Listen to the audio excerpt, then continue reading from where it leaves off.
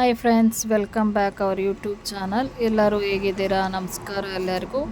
ಇವತ್ತು ಮಸಾಲೆ ಚಿತ್ರಾನ್ನ ಮಾಡೋದಕ್ಕೆ ಮಿಕ್ಸಿಗೆ ಬೆಳ್ಳುಳ್ಳಿ, ಸ್ವಲ್ಪ ಕಾಯಿ ತುರಿ, ಕೊತ್ತಂಬರಿ ಸೊಪ್ಪು, ಪುದೀನ ಸೊಪ್ಪು, ಹಸಿಮೆಣ್ಸಿನ್ಕಾಯಿ ಅಂದರೆ ಸ್ವಲ್ಪ ಒಣಗಿರೋದು ಹಾಕಿದ್ದೀನಿ. ಯಾಕೆ ಮಕ್ಕಳಿಗೆ ಸ್ವಲ್ಪ ಖಾರ ಇರುತ್ತೆ ಅಂತ ಹಣ್ಣಾಗಿರೋ ಮೆಣಸಿನ್ಕಾಯಿ ಹಾಕಿದ್ದೀನಿ. ಬೆಳ್ಳುಳ್ಳಿ, ಸ್ವಲ್ಪ ಶುಂಠಿ, ನೀರು ಎಲ್ಲ ಹಾಕಿ ರುಬ್ಕೊಬೇಕು. ರುಬ್ಕೊಂಡಿದ ನಂತರ ಪಾತ್ರೆಗೆ ಎಣ್ಣೆ ಹಾಕಿ ಸಾಸಿವೆ, ಜೀರಿಗೆ,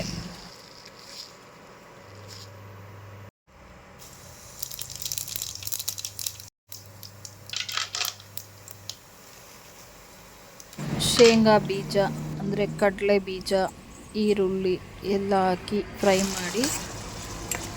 ಈರುಳ್ಳಿ ಹಾಕಿ ಫ್ರೈ ಮಾಡಿದ ನಂತರ ಸ್ವಲ್ಪ ಉಪ್ಪು, ಅರಿಶಿನ ಪುಡಿ, ರುಬ್ಬಿದಂತಹ ಮಸಾಲೆ ಹಾಕಿ ಫ್ರೈ ಮಾಡಿ.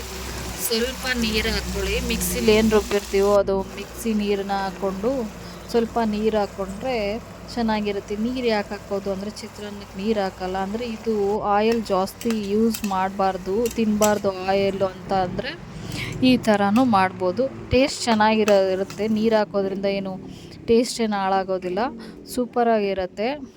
ಈ ಥರ ಮಾಡಿ ನೀವು ಟ್ರೈ ಮಾಡಿ, ಕಮೆಂಟ್ ಮಾಡಿ ಹೇಗಿತ್ತು ಅಂತ.